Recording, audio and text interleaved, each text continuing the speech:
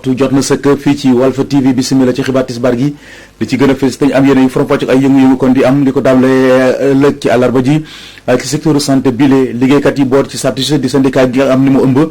technicien supérieur de la santé kon ñoo jël dogal kon daal di banque seen yoxo kon lu toll ci ñaari fan muy àllarba ak alxames ngir ñaawlu pàccal gi nga xam ni nguur gi mu ngi ko nekkee jëmale ko seen tawat yi la ci biir xibaar yi da ngeen ci dégg leer yi nga xam ne ni moom lañ ci indi ba tey ci wàllu xibaar kàddu yi nga xam ne njiité réew Macky Sall yëkkati na ko démb jëmale ko si ñetteelu mandat bi ñuy wax ne kenn mësta dégg mu wax ne dafay xëccoo ngi jotewaat ci boppi réew mi Fatou Blendo Diop bokk ci M2D dafa jàpp ne daal wax ji leerul la ñuy xaadal ci njiité réew Macky Sall mooy mu wax àdduna gépp di ko dégg ni mandat bi mooy mandat bu mujj ci biir xibaar tam daa ngeen ci dégg kàddu yi nga xam moom la ci rotal daañu demit ca Gambie wax ci coow li nga xam lañ fa nemmeeku démb te ñu wax ne ab doomu Sénégal moo ko fi indi yóbbee Boubacar Seye mi njiital Horizon Sans Frontières yëkk ay kàddam di sàkku si ñaari wàll yëpp ñu dal te ñu xam ne fitna xajul ci diggante Sénégal ak Gambie ci biir xibaar tam daa ngeen ci dégg kàddu yi nga xam moom la ci rotal bon mbokk yi daal mooy li gën a fës ci bopp xibaar yi yéen mbokk yi saxoo dégloo ko seetaan Walf TV asalaamaaleykum.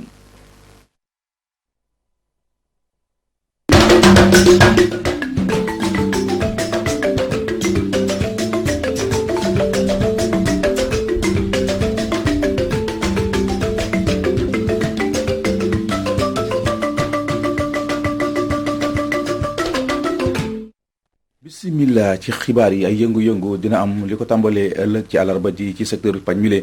liggéeykat yi nga xam ñoo bootu ci syndicat bi ñu naan SATUS di syndicat gi ëmb technicien supérieur de la santé ñoo jël dogal kon daal di banque seen yoxoo lu toll ci ñaari fan muy maanaam àllarba ak alxames ngir ñaawlu pàttal gi nga xam ni moom la kilifa yi nekkee jëmale ko ci seen tawat jile 2012 ba léegi ñu ngi daw ci seen ginnaaw di sàkku ñu régulariser leen waaye dara Serigne Mbacké Lo mu wax ci seen kàddu ñu teewlu ko ci micro Omar Kayre.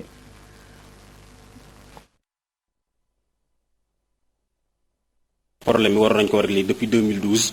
ndax 2009 la OAS génne woon benn kii pour yëkkati niveau formation bi donc ce qui fait que 3 ans après muy 2012 waroon nañoo régler problème bi waaye boobu ba léegi dañoo seetlu ci wàllu état bi benn dilatoire boo xamante ni kenn mënu ko expliquer il s'agit juste d'un décret boo xamante ni moom la ñu war a génne foofu nag li nga xam ne war nañ ko fee leeral te ñu war koo leeral te président de la République dégg ko war na xam ne su fekkente ne loolu réglé guñ ko parce que dafa am dans son propre cabinet ak ñoo xam dañoo nekk ci secrétariat général du gouvernement bi nga xam ne foofu la décret bi nekk ñooy ñi nga xamante ni li ñu war a def ngir président de la république jot ci décret ba signé que ñoom ñoo defaguñ ko waaye jamono jii ñuy wax ak yéen li nga xamante ni moom mooy décret bi agsi na ci secrétariat général du gouvernement ñoom président de la république mu ta wax fast track ñoom ñu nekk ci slow track lépp loo xamante spécialité muy jëm ci wàllu anesthésie réanimation maanaam ñaari fan yi di ñëw muy àllarba ak alxames daanaka li nekk ci Sénégal gi yëpp ci wàllu opéré duñu mën a nekk ndax anesthésie ak réanimateur dañuy dem grève ñi nga xam ne ñoom nekk ci laboratoire yi ñi ci ëpp ci ñoom dañuy dem grève ce qui donc analyse duñu ko mën a def ñi nga xam ne ñoo nekk ci centre de dialyse yi mooy ñi nga xam ne ñooy waa néphro ñoom itam dañuy def grève ce qui donc ñi nga xam ne ñoo war a def ay séance de dialyse dana am lu bari la ci sooxe lu jëm ci wàllu faj bëj te fépp ci Sénégal la nag reclassement wu technicien supérieur ndax ni ñu ko waxee su fekkee da ngaa def infirmier 3 ans dem jàngi waat ñëwaat defaat 2 ans war a nekk hiérarchie A2 loolu ba nëga ni mënuñoo fexe ba lijjanti mbir moom indemnité de spécialisation parce que ñëpp xam ne nit ñi dañoo spécialisé wu ci ay branches ñii dañoo def anesthésie ñii dañoo def biologie ñii kinésie ñii def néphro ñii def imagerie kenn ku ne ci ñoom am ndàmpaay spécialisation boo xam dañu la ko war a jox boobu ba nëga ni nag ñu ngi koy wax waaye autorité ñoom itam adduwuñ ci point boobu.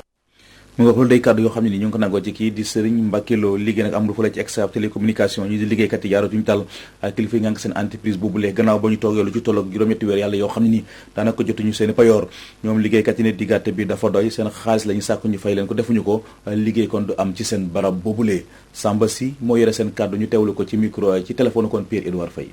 li ci xew moom mooy vraiment dañu toog juróom-ñaari weer yu xamante ne ba ci juróom-ñett kenn fay ñu suñuy salaire alors bi mu loolu amee ci mois de janvier quand même ñu dem seeti direction bi waxtaan ak ñoom ñu ne ñu ci ak ñetti fan dinañ leen fay ñetti fan yi ba mu jeexee fay ñu teg ci encore 1 mois bi 1 mois bi jeexee encore une fois ñu delluwaat fa bu ñu fa delluwaatee également waxaat leen la même chose ñu tenir ñu les mêmes discours malheureusement li ci am moom mooy loolu lépp ñu ñuy wax amul lenn loo xamante ni vraiment respecté wu noonu parce que amul benn yoon boo xamante ni fay lañu suñu salaire donc 7 mois vraiment gars yi di continuer di ñëw di liggéey ñu toog ba mënatuñ ko parce que dañ ko yoreetul mënatuñ ko les gens ont dit que ni vraiment dafa jot nag ñu wax ak ñoom lundi passé ñu bind ab bataaxal xamal leen ni vraiment ñoo mënoon mënatuñu parce que vraiment mënatuñu ko te dañu bëggoon ñu fay na suñu xaalis donc lundi ba le passé ba lundi bi tontuwuñu waxuñu defuñu ci dara bi loolu amee également les gens ont dit que ni vraiment lii mënatul continuer léegi li ci am moom mooy nañu dakkal lépp loo xamante ni édition la au niveau de la rédaction loolu moom moo fi am. waaw loolu pour combien de temps la décision boobu. waaw loolu je crois que ni ça dépend rek ci administration bi parce que ñun li ñuy laaj rek moom mooy waxtaan boobu ba léegi moom nañ leen di laaj dégguñu leen mais li wér te wóor moom mooy tant que ay waxtaan amuñu te ñu wax ñu lu xamante ne lu leer la lu mën a dégg xel xalaatul ñu naan dinañ dooraat suñu li jàmm nag gàddaay na ci gare routière bu nekk foofee ci diwaanu Kaolack te nekk foofee ci diwaanu garage kon Nioro ba nekk foofee ci diwaanu Kaolack ñii di safar si kon ñoo jóg di ñaaru taxawaay seen maire Mariama Sarr gannaaw bañ gisee ne dafa jël seen garage bu ko soppi def ko mu doon ay cantine marché loolu daal lañ wax ne duñu ko nangu ab taxawaay ñaxtu nag moom la ñu doon amal ni ki démb dañuy dem ci diwaanu Kaolack fekk Falassane Ba. regroupement chauffeur yu garage Nioro mere loolu mairie bu Kaolack mi nga xamante ni neneñ dafa jël seen bërëb bañ doon sàmm ngir mu doon noppalukaay chauffeur yi ci gare routière bu bees bi daal di fay bëgg a tabax lu tollook 200 cantine loolee nag naqari leen ba àgg ci loolu waral ñu koy ñaawlu. ndax tey place yi toll na ci 138 places defar nañ ko fi aménagé nañ ko moom pare ñu wax ne loolu doy na site yi nga xamante ne moom lañ fi amoon pour ëllëg si biir bu ñu amee projet mën ko fa def. dañoo pare pour def ko ay place loolu nag lànk nañ ko tey. loolu nag bu amee chauffeurs yi du ñu am fu ñuy reposer te chauffeuru Kaolack bu jógee fii dem Tamba mbaa mu dem Ziguinchor mbaa Dakar mbaa Thiès fu mu mën a dem rek am na fu ñuy toog foo xam ne finance lañ koy wax nga xam ne dañ fay toog di fa jullee chauffeur bu guddee mbaa nga noppalu nga bëgg a noppalu nga dem dugg foofu léegi loolu jëluñu ko en compte fii loolu nag moo tax chauffeurs yi bañ gisee ne. plan bi mujjee génn garage bi yëpp lañu nar a def cantine dañu ne kon favoriser nañu commerce bi au détriment des chauffeurs. leneen li ñuy ñaawlu mooy liñ leen ñàkk boole ci mbir yi te monte ñoom ñoo xeex démb ngir barab boobu mën a nekk gare routière tey jii. dañoo demander gare routière am ko fi ñu ko war a amee am ko ni ñu ko war a amee. mais bañ toogee bay def cantine yi ñun de wax dëgg yàlla ñun xamuñ ci dara waxuñ ci ak ñun daanaka ñun ak yooyu ñoo ci yem. boolewuñ ñu ci lii. te Mariama su fekkee ne procédure boobu nar ko arrêté danañ àgg ak moom foo xamante ni gënul luñu. ñoom chauffeur yi nag ne tëjalun benn yoon seeni buntu maire bu Kaolack Mariama Sarr ñu koy woo ci jàkkaarloo ngir mu indi leen ay leeral balaa mbir mi di ëppi loxo ndax ñoom du ñu nangu benn yoon ñu caxat-caxatee seen gare routière ci noonu Kaolack Alhassane Ba Yaya Gissé Walfadjri. jërëjëf Alhassane Ba ñu ngi lay sant di la gërëm àdduna gépp di màggal tey ji ci talaata ji yemoo ko fukki fan ak juróom-benn ci weeru mars bëccëg bi nga xam moom la ñuy jagleel travailleurs sociaux yi fii nag ci Sénégal liggéeykat yooyu ñu ngi leen di tàggatee fu la ci INDSS bëccëg bi nag sax doon occasion ci ñoom ñooñu la ñu daal di fësal jafe-jafe yi nga xam ne nii moom la ñuy dëkk di jànkonteel ci seen wàllu liggéey bokk na ci payer yu bon teg ci tamit anam yu métti yi nga xam ne ni daanaka moom la ñuy liggéeyee Baba Diop kenn la ci ñoom am na ci ay leeral yu mucc ni ñu teewlu ko ci micro soxna Dieng Ndiaye.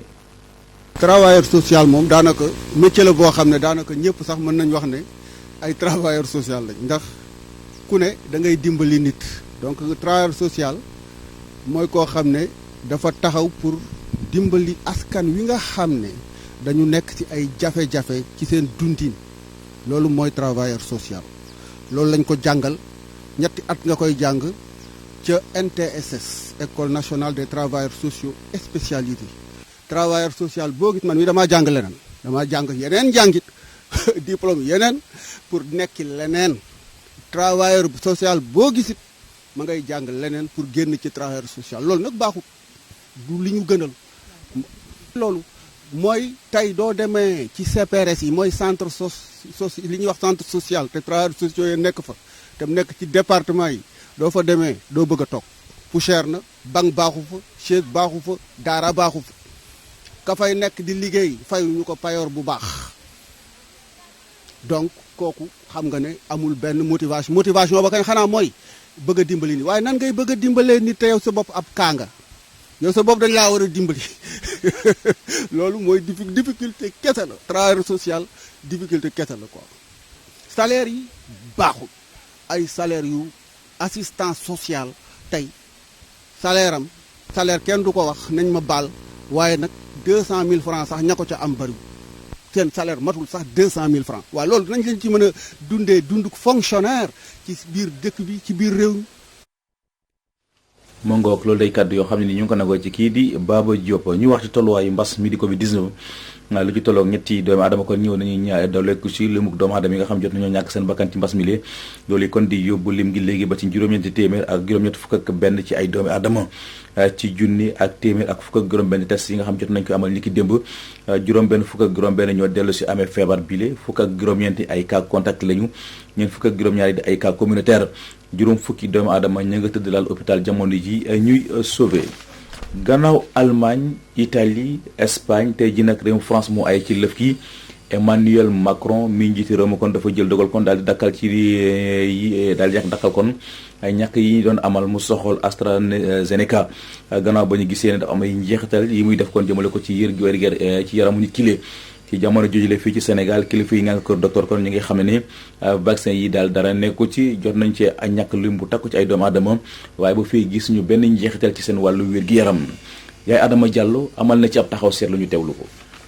vaccin bi di AstraZeneca dëkk yu bëri di wéy ci dakkal wala dakkal ndiko ndax ay lorange yu ñu ca nemmeeku waaye ñu seen xam-xam màcc ci wàllu wér-gu-yaram ñoo ngi xamle ni vaccin bi wóor na jëfandikoo ca France président bi ca boppam Emmanuel Macron moo xamle ni dakkal na bile vaccin ba ci vaccination bi jotoon tàmbali ay sapeur la yabal ñu daal di koy dakkal laata France di jël bile dogal fekk na ni Allemagne Italie Espagne Slovénie dakkal bile vaccin itam dimanche ñu nemmeeku ni dëkk yi féete ca Pays-Bas bu ci mel ni Irlande ngir fagaru daal di ne def ni ñeneen ñi ñiy tàggoo vaccin bi di wéy ci continent Europe Asie ba ci Afrique réewum République démocratique du Congo gouvernement néerlandais ak irlandais ñoom ginnaaw ay lorange bu tukkee ci bile vaccin te yëgee ko ci réewu Danemark ak Norvège dakkal nañ jëfandikoo bi wante ba tey amul benn firnde buy wane ni cas grave yu jur décès yu bëri yi ci bile vaccin la daal di tukkee li ko dalee bis ni ki tey lu toll ci fukk ak ñeenti dëkk daal di nañ dakkal ñasa des ajandi seeni vaccination sa continent bii di Asie réewum Thaïlande moom daal dina dakkal ndiku seen ndorteel campagne de vaccination waaye organisation bu yor wàllum wér-gu-yaram di organisation mondiale pour la santé ak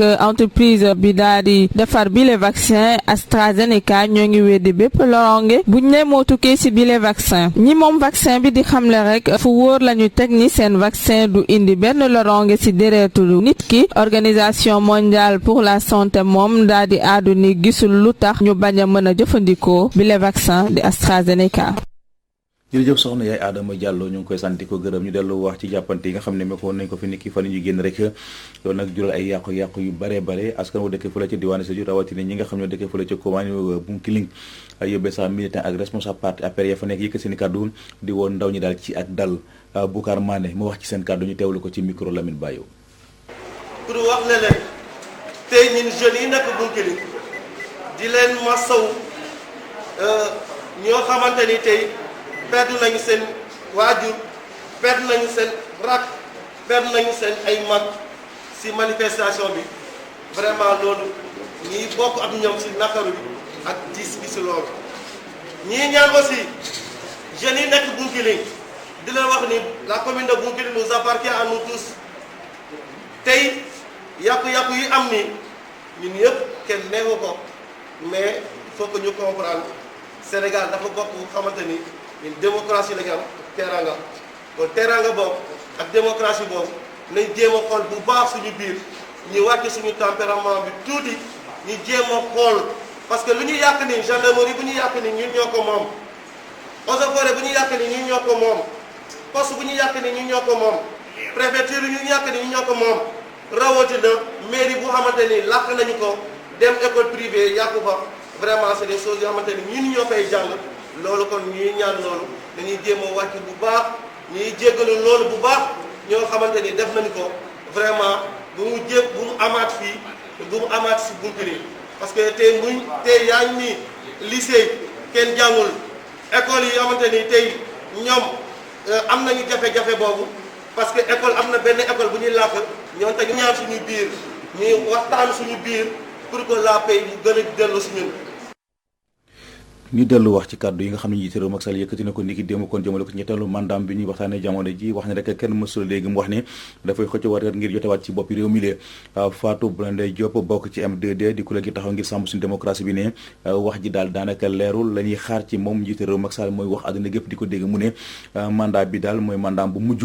bon dootul samp ndëndam ngir bokk ci yeneen élection Ndeye Fatou Blondin Diop ñu teewlu ko ci téléphone. waaw xam nga fàttaliku nga ko léegi ne publiquement et solennellement wax ne que moom du def troisième mandat mu wute lool ak ne waxoon naa démb musuma wax démb ne dama koy def sori na torop te bu ñu sukkandikoo ci ñaari yëf mën nañ wax ne dara xewagul dara beesu fi benn bi mooy bañ ko laajee ndax danga koy def waxul ne déet dafa ne du ma ne déet du ma ne waaw beneen bi mu ne su ma waxee déet sama ministre yi ak sama gouvernement ñi ànd ak man dootuñu liggéey na mu waree waaw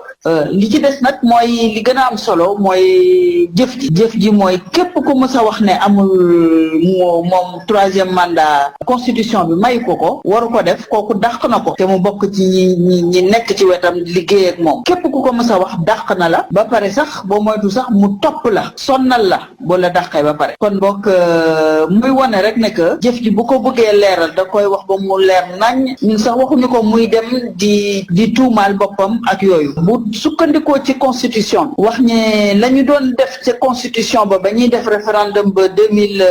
2016 defe naa 2016 dañuy def référendum ba lañ ca bëggoon mooy lii te loolu mooy li am bañ a jël ni ñu xaatimee constitution bi di ci seet ay bunt di ci seet ay ndëgg sërëx yoo xam ne ca lay mën a jaar pour ne lii waxuñu ko ci kon lee mën na am ndax bañ ko ci wut leeroon na nañ ne li coow lii am tey jii loolu la ñu bëggoon fay te coow loolu dootul jibati mukk ci Sénégal kon bés bu taxawee leeral ko ne constitution boobu lañ ca wutoon moom ci loolu la jàpp ba léegi rek defe naa ne loolu dina gën a taxaw dina gën a leer naa ñi ci bopp nit ñi wante nag taxaw ci benn discussion rek daal de ko ci sànni noonu dem yoonam defe naa ne par rapport ak lim fi jot a dox yëpp loolu woyof na trop pour ñu mën a kàddu yooyu mën a doy kooku mooy sama xalaat daal. Ndeye Fatou Blondin Diop ñu dellu wax ci ñu dem ci Gambie wax ci coow li nga xam moom lañu fa nemmeeku démb te mu wax ne ne ab doomu Sénégal daal fa la tuyee ci moom la tukkee dafa doon jotee ak benn doomu Gambie mu daal di koy jëmpaaka far mu dee ci saa si loolu nag doon la nga xam lu métti la askan moo nga xam ñoo dëkkee fa la ci Sania ba tax ñu dem ci commissariat bi ñu dencoon xale boobu daal di koy yàq-yaxet Boubacar Seye mi njiital Horizon Sans Frontières yëkki ay kàddu kon di sàkk si ñaari wàll yëpp ci ak dal te ñu xam ne diggante Sénégal ak Gambie fitna daal xaju si Boubacar Seye ñu teewlu ko ci téléphone Pierre Edouard Faye. li xew tey Gambie ñun duñu def lu dul naqarlu ko dañ koy regretter sax boole ci parce que kenn mënul xalaat tey ay tension yu éclaté entre Sénégal ak Gambie nekkul ci intérêt Sénégal nekkul aussi ci intérêt peuple gambien il faut que nag le plus rapidement possible que ñu xoolaat suñu bopp il faut savoir raison garder pour que la discussion l'emporte pour que tension ak coow bañu am diggante ñaari dëkk yoo xam ni dara teqaliwu leen lu dul des tracés géographiques même làkk yi la ñuy làkk Sénégal ak Gambie kon damay wax ni benn peuple lié par des liens culturels may rappeler aussi que les Sénégalais ont toujours payé les Sénégalais yi dañu mus a sonn ci Gambie dans le cadre de la restauration de la liberté et de la démocratie le cas Samba Kukoy Sagna le cas Yaya Jammeh je crois que yooyu ay exemple la loolu moo tax Horizon Sans Frontières di ñaaxaat les autorités gambiennes ñu jël seeni responsabilités pour aar Sénégalais yi fa nekk pour fexe ba nga xam ni coow du am entre ñaari dëkk yi parce que ñun lii ñu gis nii c'est pas la Sénégambie il faut que ñu éviter ay problèmes ci jamono yu nekk nii entre le Sénégal et la Gambie. Boubacar Seye mbokk yi kon ci foofu la ci la ñuy tàbbise génn ci xibaaru bitim réew yi dañ ciy ànd ak soxna Fatou Bintou Diouf. ñu daal di door xibaaru bi ci réew yi ca Mali waxtaanee lu ñeel waxtaan ba nguur gi daal di sekk ak yenn ci société civile ak kujje politique ba la ñu daal di waxtaan bëri na ci ay ponk loo xam ne ñeel na jàmm dellu siwaat nag ci biir réew mi waaye nañuy fexe rek ba lépp loo xam ne dafa soxal ay réforme ñeel wàllu politique wala sax institution bi ñu daal di xool nan lañ koy